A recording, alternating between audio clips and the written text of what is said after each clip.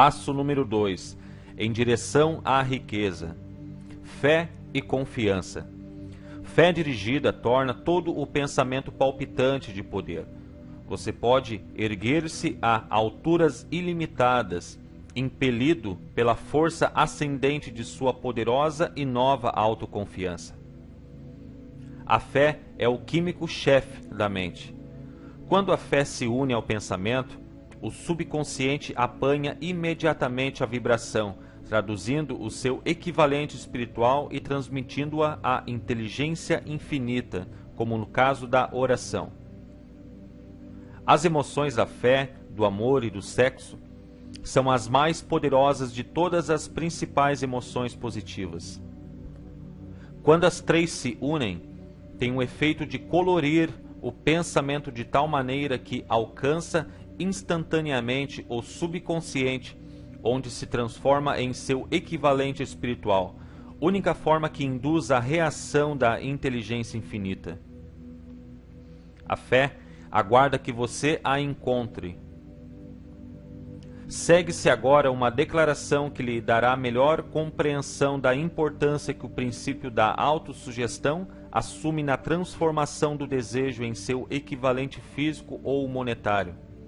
Como se sabe, a fé é um estado de espírito que pode ser induzido ou criado por afirmações ou instruções repetidas ao subconsciente, através do princípio da autossugestão. Como exemplo, considere o propósito pelo qual você está presumivelmente lendo este livro. O objetivo é, naturalmente, adquirir a capacidade de transformar o intangível impulso do pensamento, do desejo, em seu correlato físico, o dinheiro. Seguindo as instruções dadas no capítulo da autossugestão e nos do subconsciente, resumidos naquele capítulo, você poderá convencer o subconsciente de que acredita que receberá o que deseja. Isso agirá sobre o que você acredita, de modo que o subconsciente o devolverá em forma de fé, seguida de planos definidos para procurar o que deseja. A fé é um estado de espírito que pode ser desenvolvido à vontade, depois de dominados os 13 princípios, pois é um estado de espírito que se desenvolve voluntariamente através da aplicação e uso desses princípios.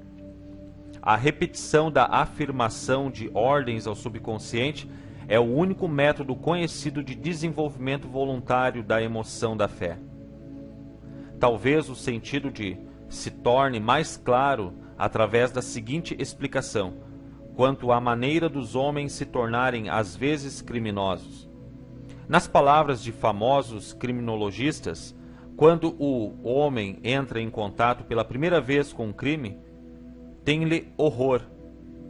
Se mantém em contato com um crime por algum tempo, acostuma-se a ele e aguenta-o.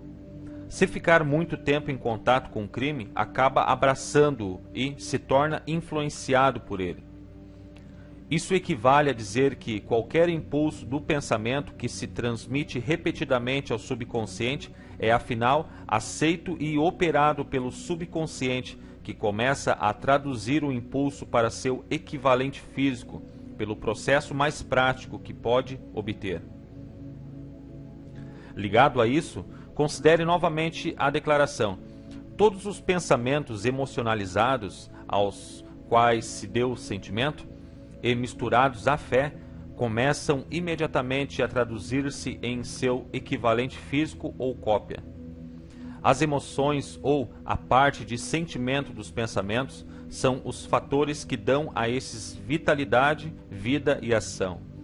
As emoções de fé, amor e sexo, quando misturadas a qualquer impulso de pensamento, dão-lhe ação maior que qualquer dessas emoções por si só. Não apenas impulso de pensamento misturados à fé, mas os misturados com qualquer emoção positiva ou qualquer emoção negativa podem alcançar e influenciar o subconsciente. Não existe o azar. Compreender-se-á dessa declaração que a subconsciente traduzirá para o equivalente físico. os impulsos de pensamento de natureza negativa ou destrutiva, com a mesma prontidão com que agirá sobre os impulsos de natureza positiva ou construtiva. Isso explica o estranho fenômeno que milhões de pessoas experimentam e ao qual se referem como má sorte ou azar. Há milhões de pessoas que se creem condenadas à pobreza ou ao fracasso, por alguma força estranha sobre a qual acreditam não ter controle. São os criadores de sua própria má sorte, por causa dessa crença negativa que apanha pelo subconsciente e traduzida para seu equivalente físico. Eis um lugar apropriado para sugerir novamente que você pode beneficiar-se transmitindo ao subconsciente qualquer desejo que quiser ver traduzido em seu equivalente físico ou monetário. Num estado de expectativa ou de crença de que a transmutação terá lugar. Sua crença ou fé é o elemento que determina a ação do subconsciente. Nada pode impedi-lo de enganar o subconsciente ao dar-lhe instruções através da autossugestão, como eu enganei o subconsciente de meu filho. Para tornar o engano mais real, haja como se já estivesse de posse da coisa material que está exigindo, ao dirigir-se ao subconsciente. O subconsciente transformará em seu equivalente físico pelos meios mais diretos e práticos existentes qualquer ordem dada com fé ou crença em que essa ordem será executada. Certamente muita coisa já foi dita para dar um ponto de partida do qual, através de experiência e prática, se possa adquirir a capacidade de unir a fé com qualquer ordem dada ao subconsciente. A perfeição advirá pela prática, não pode vir apenas pela leitura de instruções. É essencial que você estimule as emoções positivas como forças dominantes da mente, desanimando e eliminando as emoções negativas. A mente dominará por emoções positivas, torna-se abrigo favorável ao estado mental conhecido por fé. A mente, assim dominada, pode, à vontade, dar instruções ao subconsciente, que serão imediatamente aceitas e seguidas. A fé dá o poder ao pensamento. Em todas as épocas, os religiosos advertiram a humanidade lutadora da necessidade de ter fé neste ou naquele dogma, nesta ou naquela crença, mas esqueceram de explicar como ter fé. Não afirmaram que a fé é um estado de espírito que pode ser induzido pela autossugestão. Em linguagem acessível a todo ser humano, descreveremos tudo o que se conhece sobre o princípio pelo qual a fé pode ser desenvolvida, onde ainda não existe. Tenha fé em si mesmo, fé no infinito. Fé é o elixir eterno que dá a vida, poder e ação ao impulso do pensamento. Fé é o ponto de partida de todo o acúmulo de riquezas. Fé é a base de todos os milagres e todos os mistérios que não podem ser analisados pelas regras da ciência. Fé é o único antídoto do fracasso. Fé é o elemento, a substância química que, misturada à oração, permite comunicação direta com a inteligência infinita. Fé é o elemento que transforma a vibração comum do pensamento criada pela mente finita do homem em seu equivalente espiritual. Fé é o único instrumento através do qual a força cósmica da inteligência infinita pode ser dominada e usada pelo homem. Pensamentos que dominam sua mente. A prova é simples e fácil de demonstrar. Está envolta no princípio da autossugestão. Concentremos, pois, a atenção sobre o assunto da autossugestão, descobrindo o que é e o que é capaz de conseguir.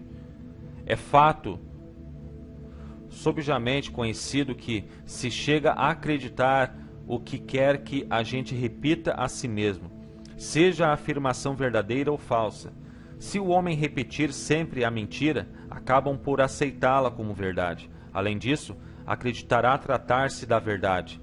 Todo homem é o que é pelos pensamentos dominantes que permite a sua mente abrigar. Pensamentos que coloca deliberadamente na mente, que estimula com simpatia e com os quais mistura uma ou mais emoções, constituem as forças motivadoras que dirigem e controlam cada movimento, cada ato e cada feito seu.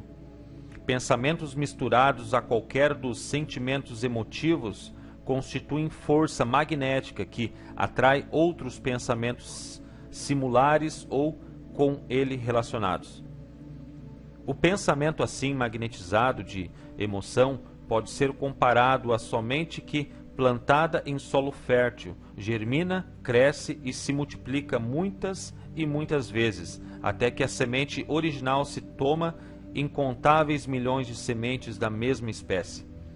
A mente humana está atraindo constantemente vibrações que se harmonizam com o que domina a mente. Qualquer pensamento, ideia, plano ou propósito que se retém na mente atrai uma multidão de parentes, acrescenta os parentes à sua própria força e cresce até tornar-se o senhor dominante, motivador do indivíduo em cuja mente se abrigou. Voltemos agora ao ponto de partida e informemo-nos de como a semente original da ideia, do plano ou propósito pode ser plantada na mente. A informação é facilmente transmitida. Qualquer ideia, plano ou propósito pode ser colocada na mente através da repetição do pensamento. É por isso que você deve redigir a declaração do seu principal propósito ou objetivo mais importante, confiá-lo à memória, repeti-lo em palavras audíveis todos os dias, até que as vibrações do som tenham alcançado o subconsciente. Resolva destruir as influências de qualquer ambiente infeliz e construir sua vida bem ordenada. Fazendo um inventário das qualidades e deficiências mentais, você poderá descobrir que sua maior fraqueza é a falta de autoconfiança. Essa desvantagem pode ser superada, a timidez transformada em coragem, através do auxílio do princípio da autossugestão. A aplicação desse princípio pode ser feita por um simples arranjo dos impulsos positivos de pensamento estabelecidos pela escrita, pela memorização e repetidos até se tornarem parte do equipamento de trabalho da faculdade subconsciente de sua mente. 5 passos para a autoconfiança. Passo 1. Sei que tenho a capacidade de atingir o objetivo do meu propósito definido na vida. Portanto, exijo de mim mesmo uma ação persistente e contínua para sua realização. Aqui e agora prometo empreender tal ação. Passo 2. Compreendo que os pensamentos dominantes de minha mente reproduzir-se-ão futuramente em ação externa, física, transformando-se em realidade física. Portanto, concentrarei meus pensamentos por 30 minutos diários na tarefa de pensar que sou a pessoa que pretendo me tornar, criando, desse modo, uma imagem clara em minha mente. Passo 3. Sei, pelo princípio da autossugestão, que qualquer desejo que eu mantenha com persistência na mente procurará, no futuro, expressar-se através de meios práticos de atingir o objeto existente por detrás desse desejo. Portanto, devotarei 10 minutos diários para exigir de mim mesmo o desenvolvimento da autoconfiança. Passo 4. Já anotei uma descrição clara do meu principal objetivo definido na vida e jamais pararei de tentar, até desenvolver a autoconfiança suficiente para alcançá-lo. Passo 5.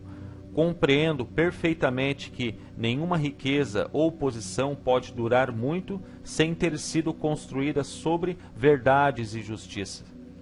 Portanto, não me envolverei em transação alguma que não beneficie a todos a quem afetar. Terei êxito atraindo para mim as forças que desejo usar e a cooperação de outros. Induzirei outros a servir-me pela minha boa vontade em servi-los.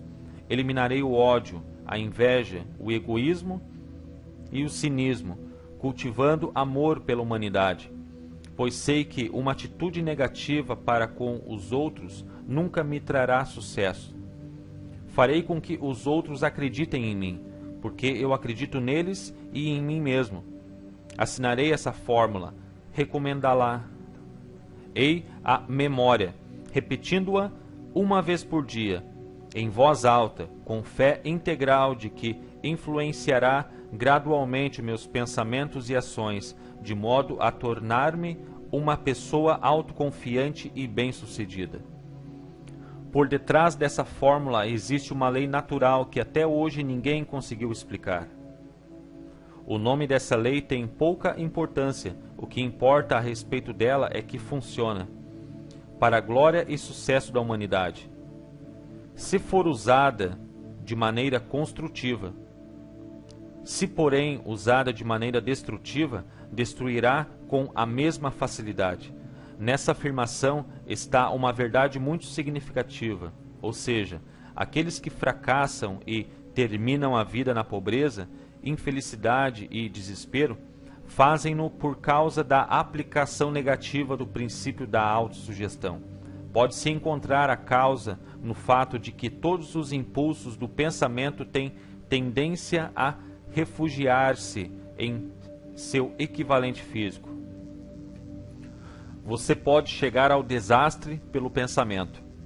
O subconsciente não distingue entre impulsos de pensamento construtivos e destrutivos. Trabalha com o material que lhe fornecemos, através dos impulsos de pensamento.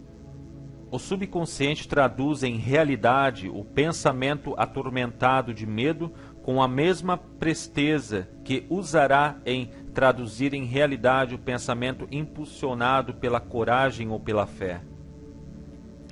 Assim como a eletricidade faz girar as rodas da indústria e produz serviços úteis, se usada de maneira construtiva, ou estraga a vida se mal usada, assim a lei da autossugestão leva à paz e à prosperidade, ou ao vale da amargura, do fracasso, da morte, de acordo com o seu grau de compreensão e de aplicação dela.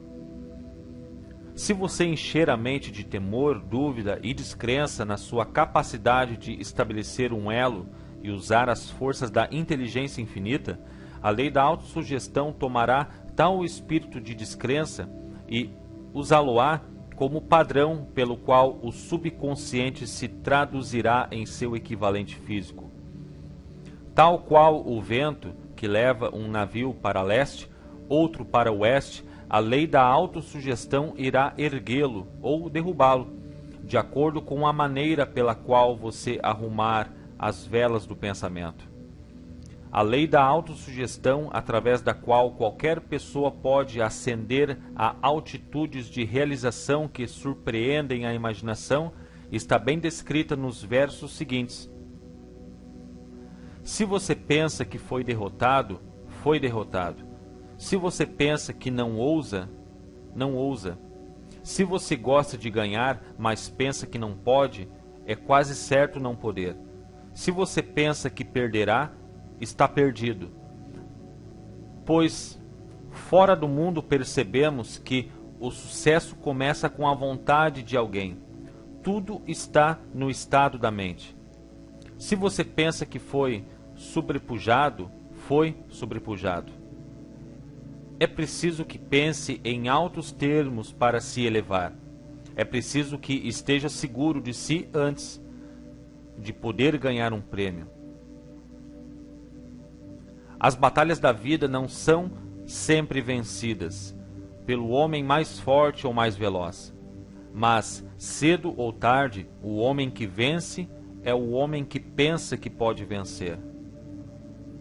Observe as palavras grifadas e apanhará o significado profundo que o poeta teve em mente. A grande experiência do amor. Em algum lugar de sua estrutura está adormecida a semente da realização que, se desperta e posta em ação, pode levá-lo a alturas que você jamais esperou atingir.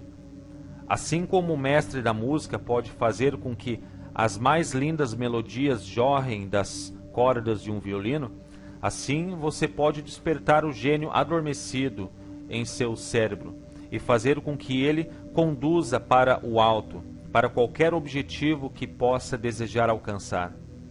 Abraham Lincoln fracassou em tudo o que tentava, até passar da idade de 40 anos. Era um senhor João Ninguém, de não importa o que, até que uma grande experiência lhe chegou à vida, despertou o gênio adormecido em seu coração e cérebro e deu ao mundo um de seus homens realmente grandes.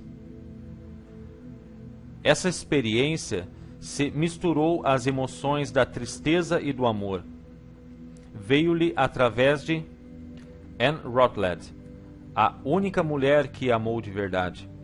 É fato conhecido que a emoção do amor está muito próxima ao estado de espírito conhecido como fé, pela razão de que o amor chega quase a traduzir os impulsos de pensamento em seu equivalente espiritual. Durante seu trabalho de pesquisa, o autor descobriu na análise do trabalho e das realizações de centenas de homens de destacado valor que houve influência do amor de uma mulher por trás de quase todos eles. Se quiser a prova do poder da fé, estude as realizações de homens e mulheres que o empregaram. Encabeçando a lista está o Nazareno. A base do cristianismo é a fé, embora muitos tenham pervertido ou interpretado erradamente o significado dessa grande força. A súmula é substância dos ensinamentos e realizações de Cristo, que podem ser interpretados como milagres. Foi nada mais, nada menos que a fé. Se existem fenômenos como milagres, eles só são produzidos através do estado de espírito conhecido como fé. Consideremos o poder da fé, como o demonstrou um homem muito conhecido na época, o Mahatma Gandhi, da Índia. Nesse homem teve a humanidade um dos mais assombrosos exemplos das possibilidades da fé. Gandhi controlava mais poder potencial que qualquer pessoa viva em sua época, apesar do fato de não ter nenhum dos instrumentos ortodoxos de poder, como dinheiro, navios de guerra, soldados e armamentos. Gandhi não tinha dinheiro, nem lar, nem um terno como roupa, mas teve poder. Como conseguiu esse poder? Criou-o da compreensão que tinha do princípio da fé por sua capacidade de transplantar essa fé nas mentes de 200 milhões de pessoas. Gandhi conseguiu o assombroso feito de influenciar 200 milhões de mentes para unir-se e mover-se em uníssono, como uma única mente. Que outra força na Terra, exceto a fé, poderia conseguir tanto? Você dá antes de ganhar. Por causa da necessidade de fé e cooperação ao operar negócios e indústria, será tanto interessante como útil analisar um acontecimento que fornece uma compreensão excelente do método pelo qual industriais e homens de negócio acumulam grandes fortunas, dando antes de tentar ganhar. O acontecimento escolhido para essa ilustração volta para o ano de 1900, quando se formava a United States Steel Corporation. Ao ler a história, guarde esses fatos fundamentais e entenderá como se converteram ideias em vastas fortunas. Se você é um dos que muitas vezes se perguntaram como foram acumuladas grandes fortunas, a indústria da criação da United States Steel Corporation será esclarecedora. Se tiver alguma dúvida de que os homens podem pensar em enriquecer, essa história servirá para dissipar a dúvida, pois você poderá ver claramente na história da United States Steel a aplicação da maior parte dos princípios descritos neste livro. A surpreendente descrição do poder de uma ideia foi dramaticamente contada por John Lowell no New York World Telegram, por cuja cortesia aqui vai reproduzida. Um belo discurso após o jantar por $1 bilhão. Quando, na noite de 12 de dezembro de 1900, uns 80 membros da nobreza financeira da nação se reuniram num salão de banquetes do University Club para prestar homenagem a um jovem vindo do Oeste. Nem metade dos convivas percebeu que seria testemunha de um dos episódios mais significativos da história industrial americana. J. Edward Simmons e Charles Stuart Smith, com os corações cheios de gratidão pela generosa hospitalidade que lhes fora proporcionada por Charles M. Schwab, no decurso de recente visita a Pittsburgh, tinha organizado o jantar para apresentar o Homem do Aço, de 38 anos, à Sociedade Banqueira do Leste. O que não esperavam era que tumultuasse a reunião. Avisaram-no, em verdade, que os corações dentro das camisas engomadas não seriam muito receptivos à oratória. Além disso, se não quisesse aborrecer os Tillmans e Harrimans e Vanderbilts, seria melhor limitar-se a 15 ou 20 minutos de generalidades corteses e parar por ali mesmo. Mesmo John Pierpont Morgan, sentado à direita de Schwab, conforme exigia sua imperial dignidade, só pretendia honrar com sua presença a mesa de banquete por pouco tempo. E quanto à imprensa e ao público, o acontecimento todo era de tão pouca monta que nenhuma menção se fez nos jornais no dia seguinte. Os anfitriões e convidados ilustres banquetearam-se com 7 ou 8 iguarias costumeiras. Houve pouca conversa, e a que houve era discreta. Poucos banqueiros e corretores conheciam Schwab, cuja carreira fluíra às margens do Monongahela e ninguém o conhecia bem. Mas antes que a noite se escoasse, todos, e com ele Morgan, o senhor do dinheiro, foram arrebatados e um bebê de 2 bilhões, a United States Steel Corporation, foi concebido. Talvez seja infelicidade para a história que não se tenha gravado o discurso de Charles Schwab no jantar. É provável, contudo, que se tratasse de um discurso rústico, meio sem gramática, pois as belezas da língua nunca preocuparam Schwab, cheio de epigramas e intercalado de espírito, mas, a parte disso, teve força e efeito galvânicos sobre a capital, avaliado em 5 bilhões, representado pelos convivas. Depois que terminou e a reunião ainda estava sob seu fascínio, embora Schwab tivesse falado durante 90 minutos, Morgan levou o orador a uma janela retirada, onde, balançando as pernas que pendiam dos assentos altos e desconfortáveis, ficaram conversando por mais 1 hora. A magia da personalidade de Schwab fora solta, a todo vapor, mas o que era mais importante e duradouro foi o programa, imponente e bem delineado, que esboçara para o engrandecimento do aço. Muitos outros tinham tentado interessar Morgan em formar um trust do aço, nos padrões dos trusts de biscoitos: arame, açúcar, borracha, uísque, óleo ou goma de mascar. John W. Gates, o jogador, recomendara-o, mas Morgan não confiava nele. Moore, Bill e Jim, corretores de Chicago, que juntaram um trust de fósforos a uma corporação de bolachas, recomendaram-no e fracassaram.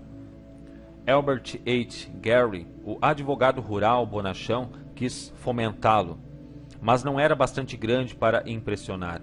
Enquanto a eloquência de Schwab não elevou J. P. Morgan aos píncaros donde pôde visualizar os resultados sólidos da empresa financeira mais corajosa jamais concebida, o projeto foi encarado como sonho delirante de doidos por dinheiro fácil. O magnetismo financeiro que começou há uma geração a atrair milhares de companhias pequenas e, às vezes, mal dirigidas para combinações grandes e capazes de esmagar concorrências, tornou-se operacional no mundo do aço, através das maquinações deste jovem pirata dos negócios, John W. Gates. Gates já tinha formado a American Steel and Ride Company, de uma cadeia de pequenas empresas, e, juntamente com Morgan, tinha criado a Federal Steel Company.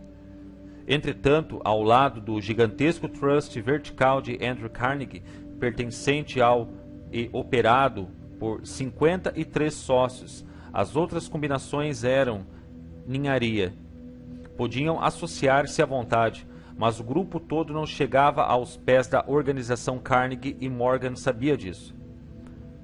O excêntrico velho escocês também o sabia.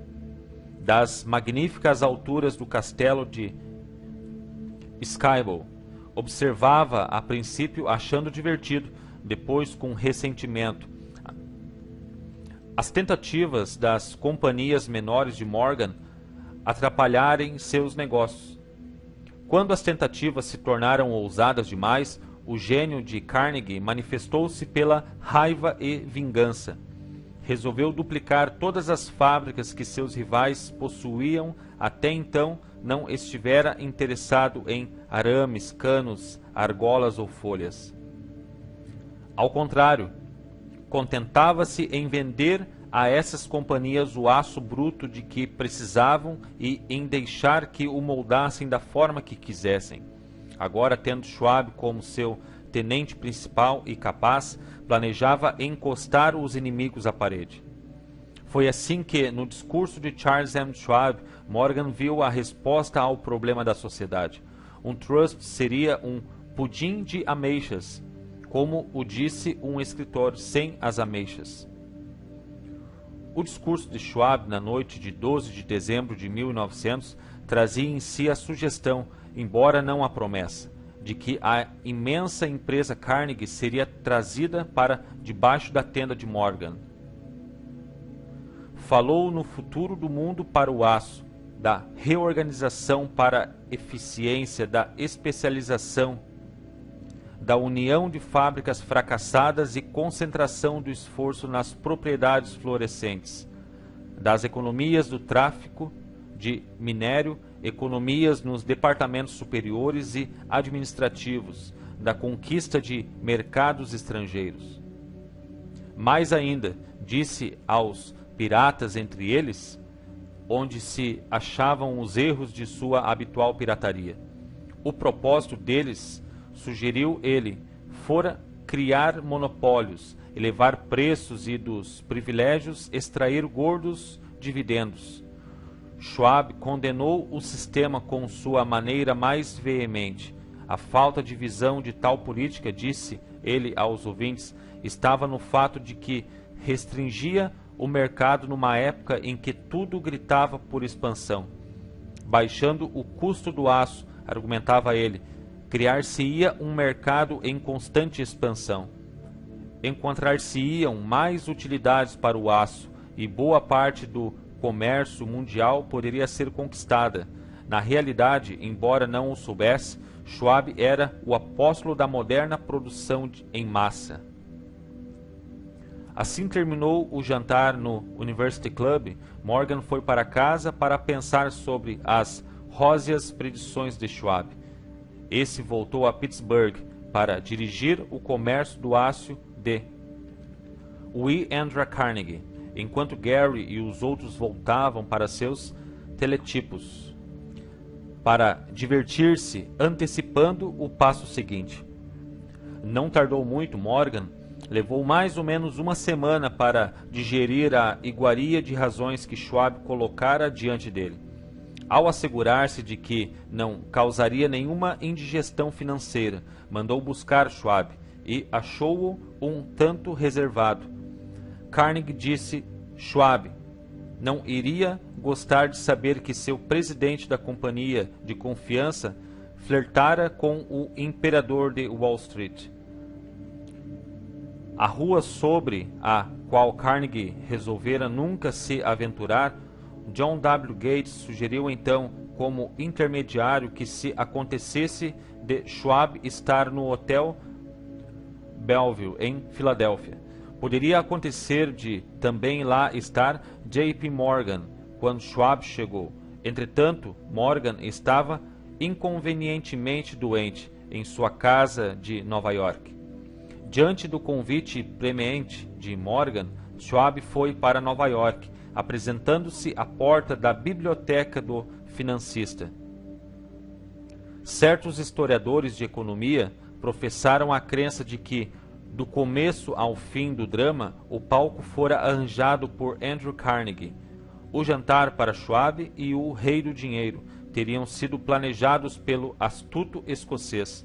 A verdade é, porém, o oposto.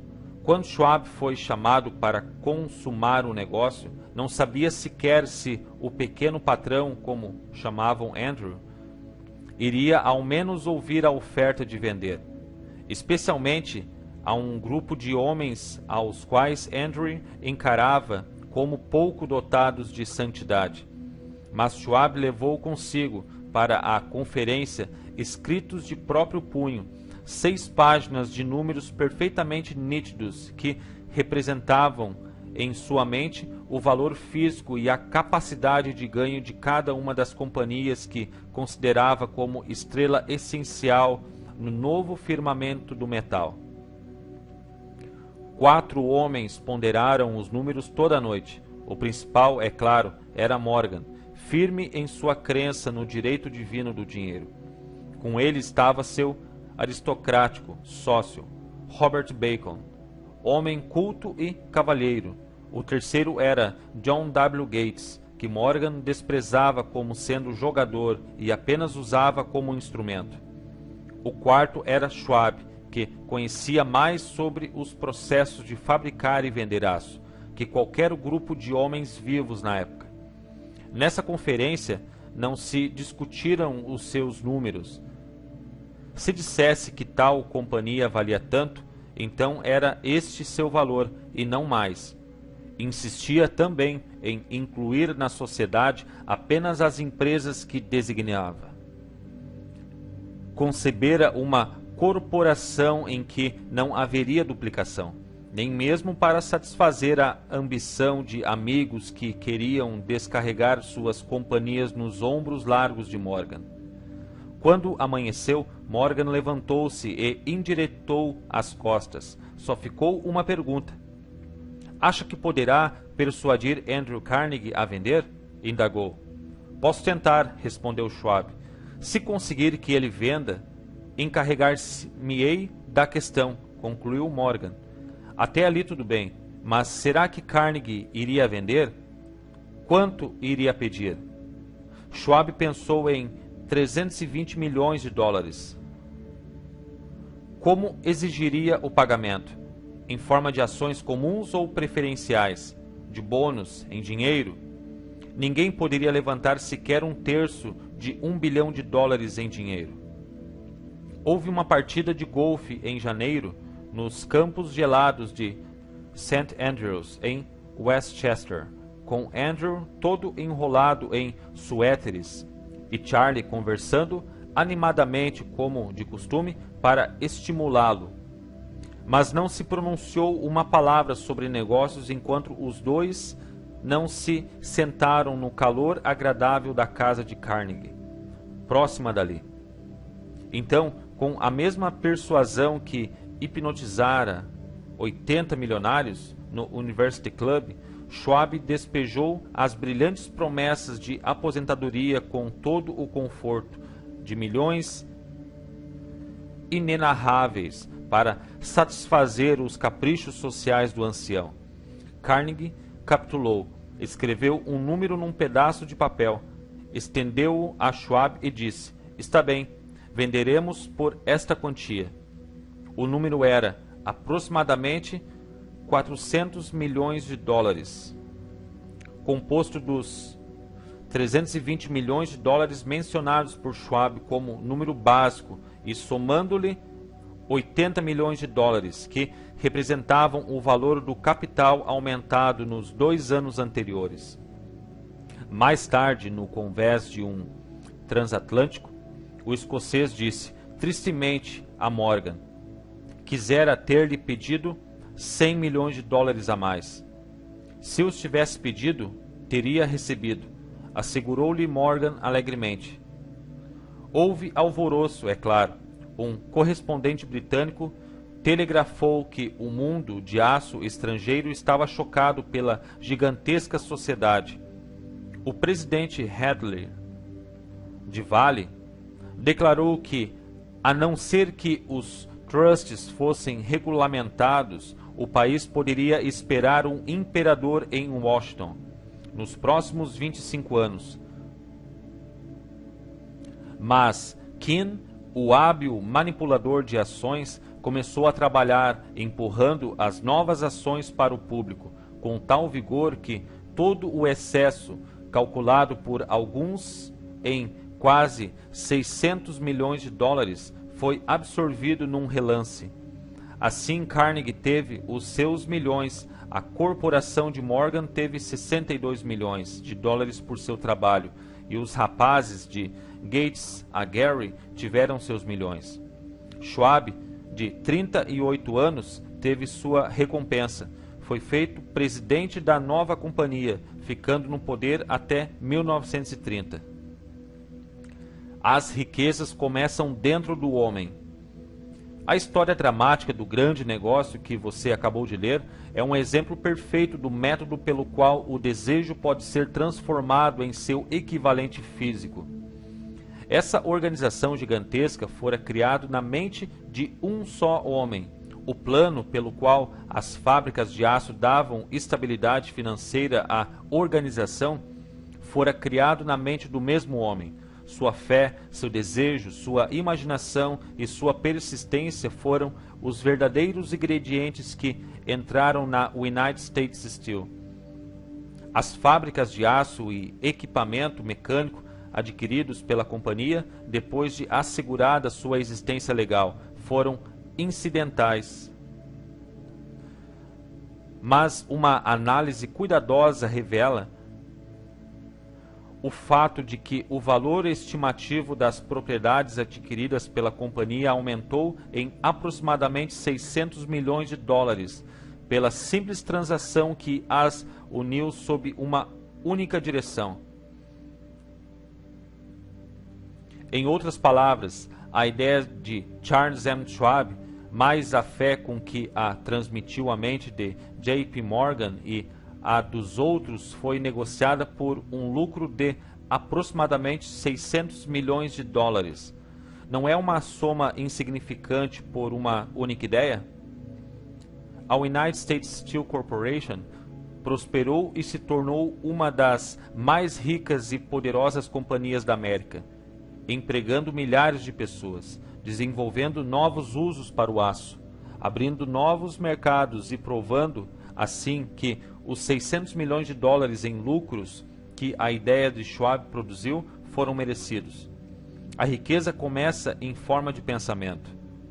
A quantidade só é limitada pela pessoa, em cuja mente o pensamento é posto em movimento. A fé remove as limitações. Lembre-se disso. Quando você estiver pronto a negociar com a vida, pelo preço que você exigir, por ter passado por aqui. Pontos a fixar. A fé é indispensável para o sucesso. Ela é induzida e fortalecida pelas instruções dadas ao subconsciente.